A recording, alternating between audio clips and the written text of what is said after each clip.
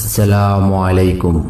প্রিয় দর্শকবৃন্দ, আমরা কি জানি উত্তম কাজ কি, আর এই সম্পর্কে আল্লাহ সুবহানাহু ওয়া তাআলা কি বলেছেন?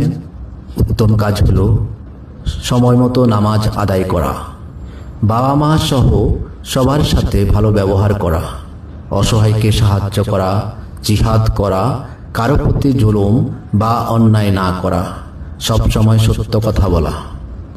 উত্তম কাজের প্রতিদান সম্পর্কে আল্লাহ সুবহানাহু ওয়া তাআলা সূরা বাকারার 195 নং আয়াতে বলেন, তোমরা উত্তম কাজ করো, আল্লাহ উত্তম কাজ করা ব্যক্তিদের ভালোবাসেন। সুবহানাল্লাহ।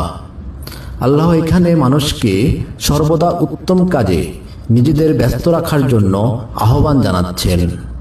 যে ব্যক্তি উত্তম কাজের সাথে থাকবে, আল্লাহও তার সাথে থাকবেন।